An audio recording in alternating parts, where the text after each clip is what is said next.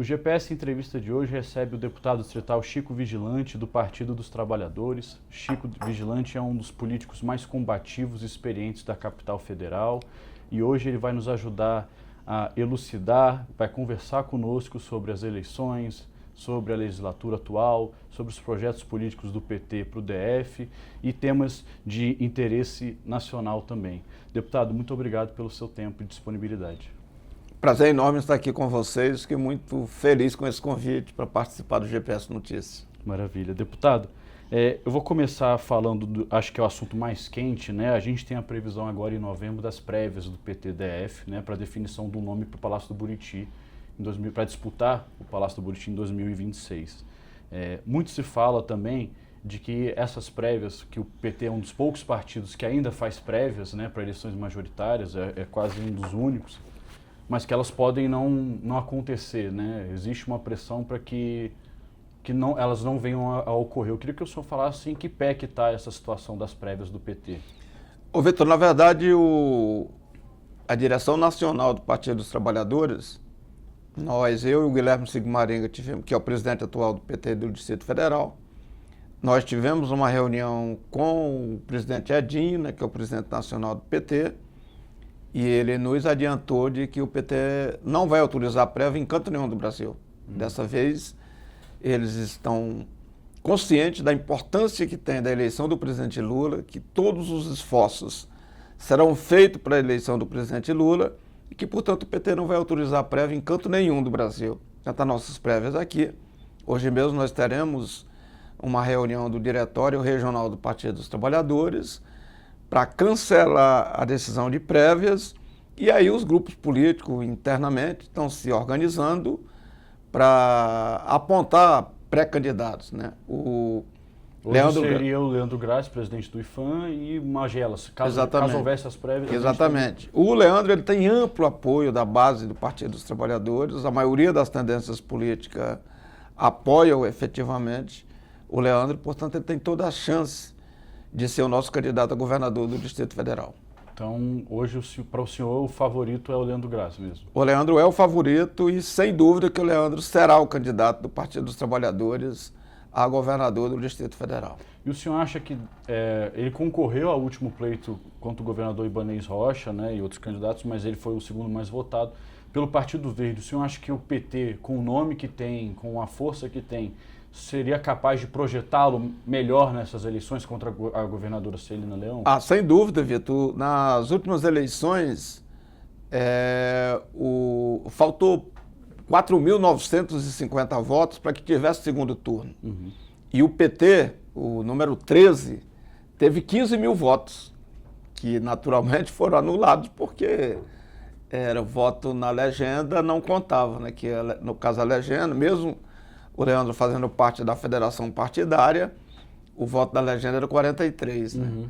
Portanto, se ele fosse do PT, teria ido para o segundo turno nas últimas eleições e certamente o resultado seria outro, né? Eu ouço dizer que o grande temor do governador Ibanez era enfrentar o segundo turno. O segundo turno é uma nova eleição. Uhum. O Lula cresceu muito entre o primeiro e o segundo turno aqui no Distrito Federal. Portanto, o Ibanez teria tido muita dificuldade de ganhar. Agora, Vitor, eu tenho uma convicção. As eleições em Brasília desta vez serão bem disputadas. Uhum. Nós teremos segundo turno e eu tenho uma certeza, a Celina não vai se eleger governadora do Distrito Federal. E eu pergunto isso porque o senhor, como uma figura influente no PT nacional, né, e obviamente no Distrito Federal, o senhor não acha que o PT viveu uma certa crise de imagem, de representatividade, de confiança da população desde o governo Agnello? O PT não trava ano a ano uma batalha para tentar se recuperar aqui em Brasília? Porque há um eleitorado de esquerda considerável aqui em Brasília, mas só que se a gente pegar o parâmetro nacional mesmo, né, as pessoas são majoritariamente centro-direita ou de direita aqui em Brasília, né? E o PT, o senhor acha que ele se enfraqueceu nos últimos anos aqui no DF? Olha, o Partido dos Trabalhadores, nacionalmente, e aqui no Distrito Federal não é diferente, desde que nós disputamos as primeiras eleições presidenciais pós-ditadura, que foi o enfrentamento que nós fizemos com o Collor, o PT ou ganhou as eleições nacionalmente ou ficou em segundo lugar. Portanto, tem muita gente que fala, mas o PT está fraco, nada, coisa nenhuma. O PT ou ganhou ou ficou em segundo em todas as eleições. No caso aqui do Distrito Federal, 89, não tinha eleição para governador, o PT foi o mais votado. Depois, em 90, quando teve eleição para governador, o senador Maurício Correia, que era uma figura emblemática da política do Distrito Federal, na época no PDT, ele fez uma ampla aliança. O Elmo Cerejo juntou mais de 12 partidos também numa aliança no MDB. O Joaquim Rorez, com o PTR, né, que é um partidinho muito pequenininho. Quem ficou primeiro e segundo lugar? O PT, com o Carlos Saraiva, né? E aí teve uma disputa fratricida, até a indicação do Saraiva. O Orlando Carrieiro foi candidato, foi uma briga danada no interior do PT. Mesmo assim, nós ficamos em segundo lugar. O Maurício, que era a figura extremamente conhecida, amplamente apoiada, não teve o desempenho que nós tivemos. Depois, em 94, tinha um candidato que eles consideravam imbatível no Distrito Federal, que era o Valmir Campelo, né, do PTB, apoiado pelo Rorez. Nós, com o Cristóvão Buarque, professor saído da Universidade de Brasília, reitor da Universidade de Brasília, nós fomos lá e ganhamos as eleições. Depois veio o Agnello em 2010, né, o PT ainda com uma situação extremamente frágil, né, mas nós tivemos a sabedoria de fazer uma aliança programática, né, muito importante, que foi trazendo o MDB para a chapa com o candidato a vice-governador Filipelli, né, Tadeu Filipelli, e nós disputamos o primeiro e o segundo turno e ganhamos as eleições. E fizemos um excelente governo. O governo do Agnello foi um governo de transformação. É uma pena que não soube se comunicar, né? Como dizia o velho Chacrinha, quem não se comunica se estrumbica, né? Para te ter uma ideia, quando o Agnello ganhou as eleições em 2010, a gente só tinha uma creche pública no Distrito Federal. E foi o Agnello que começou o processo de construção de creches públicas. Nós pavimentamos grande parte das nossas estradas vicinais, implementamos o BR Transporte, pegando o Gama Santa Maria, plano piloto, deixamos pronto e já iniciado o projeto do BR Transporte Norte, que era para vir de Planaltina até o plano, e o BR Transporte Oeste, também já licitado, né, que era pegando Ceilândia até o plano piloto. Construímos UPAs, né, uma das maiores do Brasil, que é a UPA de Ceilândia, construímos 7 UPAs, enfim, foi um governo de transformação. Agora, não se comunicou, nem sequer conseguiu ir para o segundo turno. Né? Uhum. E o senhor já falou também da questão local, mas eu queria agora fugir um pouquinho para o nacional. Né? A gente tem uma disputa acirradíssima para o Senado no DF, talvez uma das mais acirradas dos últimos pleitos. Né? Nós temos o próprio governador Ibanez Rocha, que deve sair candidato, nós temos Michele Bolsonaro, ex-primeira-dama, nós temos Érica Cocai, que seria pelo PT, a Leila, que deve buscar a reeleição. Eu queria que o senhor contasse para a gente um pouquinho como é que estão as articulações do PT. Existe a possibilidade de ter uma dobradinha, às vezes uma chapa Leila e Érica, ou se o PT vai lançar um nome além da Érica, que talvez seja o mais forte hoje do partido? Como estão as articulações? Não, a nossa pré-candidata é a deputada Érica Cocai, e certamente, por todo o trabalho que a Leila tem feito, o apoio que ela tem dado ao presidente Lula, o Lula gosta muito da Érica, mas ele gosta imensamente da Leila. Portanto, serão essas duas mulheres que estarão representando a nossa chapa para o Senado Federal. A Leila e a Érica é a nossa dupla para enfrentar o pessoal aí da extrema-direita. O senhor fala em extrema-direita. O senhor acha que é uma batalha, então, contra a extrema-direita, essa disputa política? Olha, especialmente no Senado. Olha, não é que eu acho. O governador Ibanez é que optou por ser extrema-direita, né? Ele poderia perfeitamente ter ficado no centro da política de Brasília, que não faria mal a ninguém, né? Mas ele optou para dizer que é a extrema-direita, né? Portanto, ele escolheu um caminho. E aí vai junto com a Michele Bolsonaro. E aí todas as forças de centro, de esquerda, quem efetivamente tem compromisso com a democracia, vão enfrentá-los, né? E acredito que o resultado para a gente será muito importante. Nós já tivemos a oportunidade de eleger 2 senadores quando o Agnello se elegeu governador do Distrito Federal, a gente elegeu 2 senadores de esquerda, né? Que foi o senador Cristóvão Buarque e o senador Rodrigo Hollenberg, né? Que depois traiu a gente, né? O Rodrigo não deveria ter feito o que fez conosco.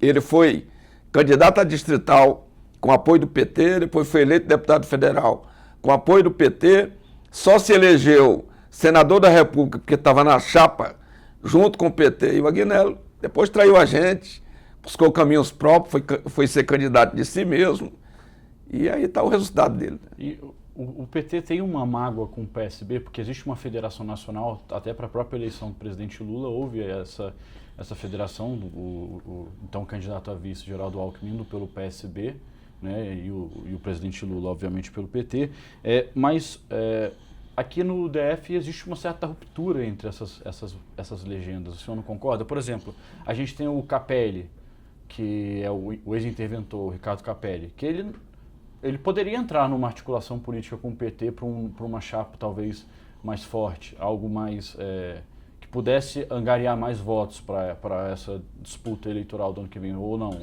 isso não existe. Olha, tem coisas na política que, ao meu ver, você não consegue passar uma borracha.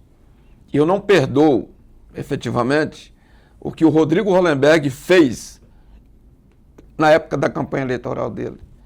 Eu não perdoo uma capa da revista Veja, que tem uma foto do Lula ao lado da Dilma, que diz, eles sabiam de tudo, que era o tal do mensalão, né? Eles sabiam de tudo.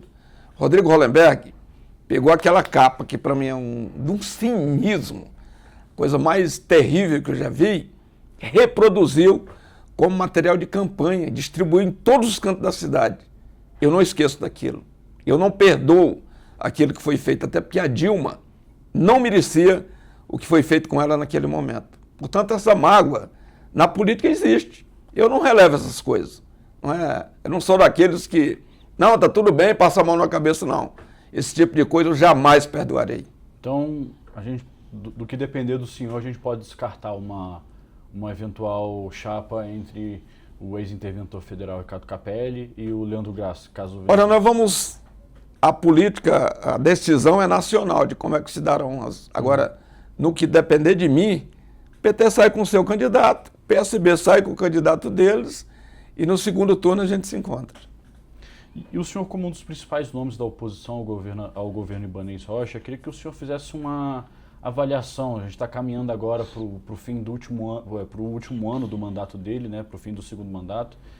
Ele deve sair antes para que a vice-governadora Celina assuma. Queria que o senhor fizesse uma avaliação do que foram esses 8 anos de governo Ibanez aqui em Brasília. Olha, eu tenho uma prática política que eu aprendi na minha vida, de que passou a eleição, quer dizer, o dia da apuração foi no dia 27 de outubro.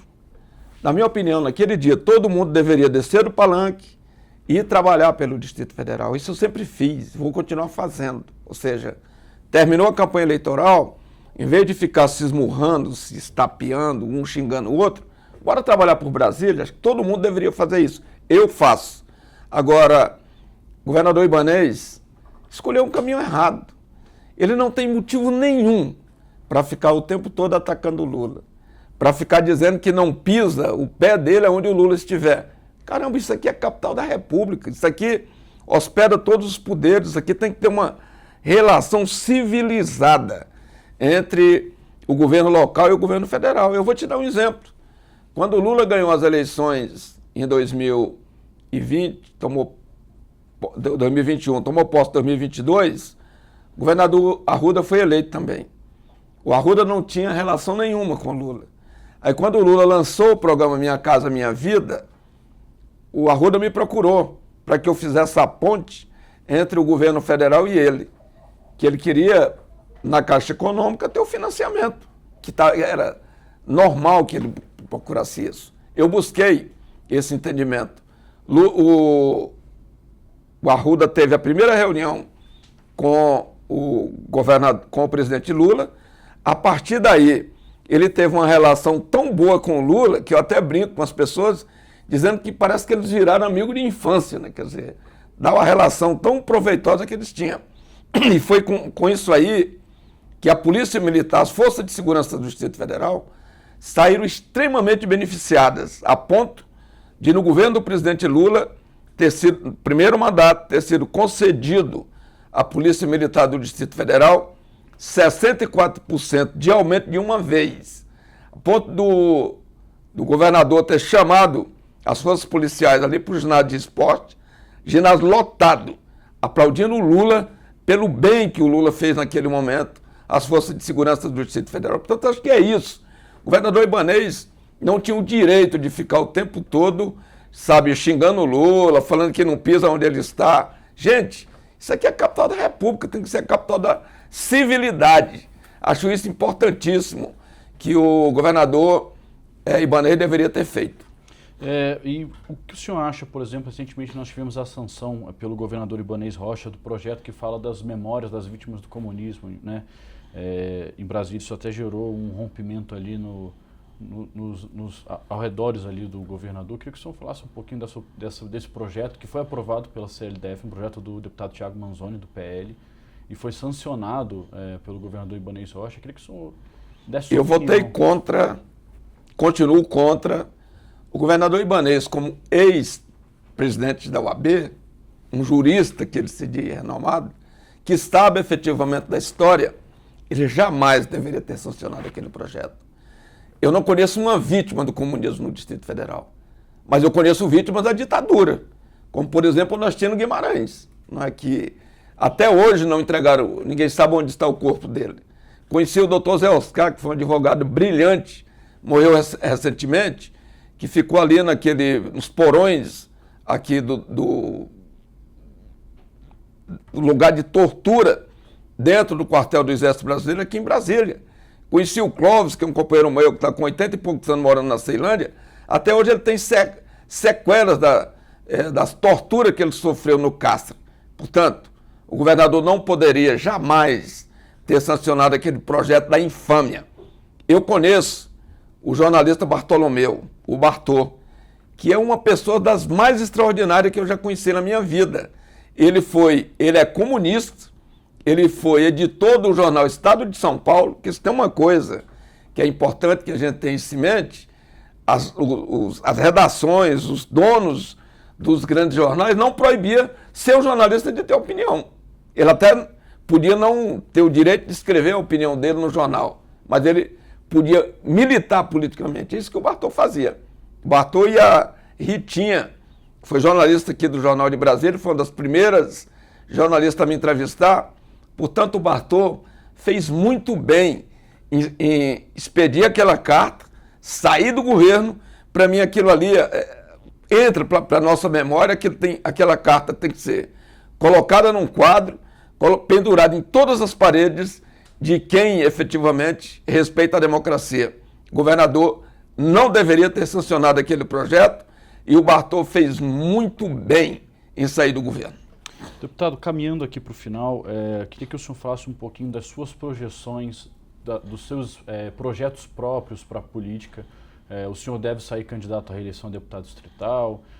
O senhor é uma pessoa com mais de 4 décadas de política. Eu queria que você falasse para a gente um pouquinho se você acha que há espaço para renovação, já é mais uma eleição de manutenção. Como você analisa o todo desse pleito eleitoral que teremos? Olha, eu tenho a felicidade de ter ajudado a fundar o Partido dos Trabalhadores em 1980, e eu não fundei o PT, eu não entrei para o PT por causa de eleição, porque em 80 não se votava em Brasília.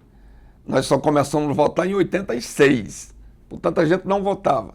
Logo eu não entrei para a política para ser candidato.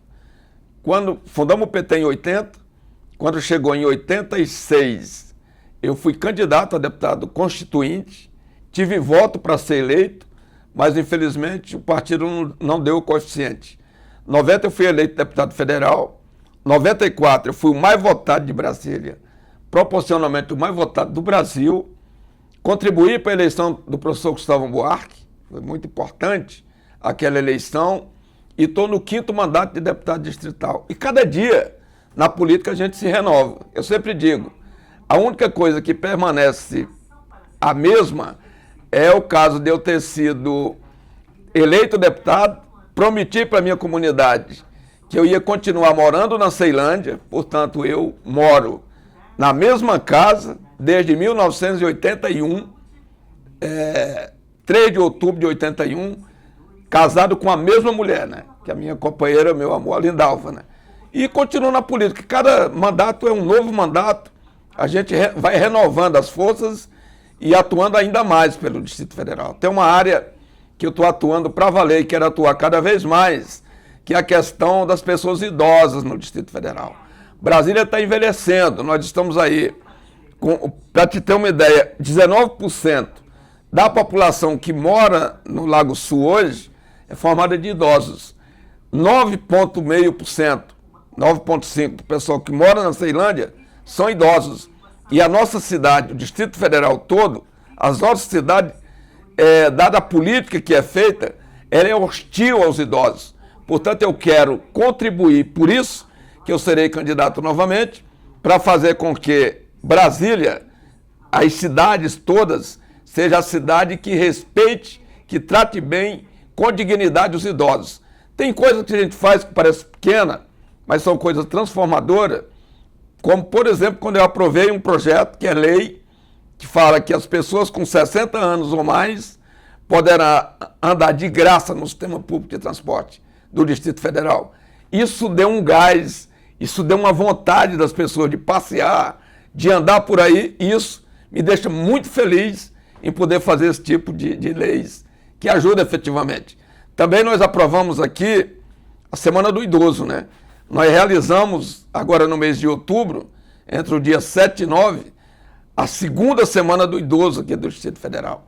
Trouxemos mais de 3 mil idosos aqui na Câmara Legislativa, com trabalho, com serviço prestado pela Secretaria de Saúde, pelo SESC, pelo SENAC, pela Defensoria Pública. Portanto, eu quero que cada vez o meu mandato se torne uma ferramenta de defesa dos idosos do Distrito Federal. Obrigado. O GPS Entrevista de hoje conversou com o deputado distrital Chico Vigilante. Para acompanhar essa e outras entrevistas, não se esqueça de se inscrever no nosso canal no YouTube. Muito obrigado e até a próxima.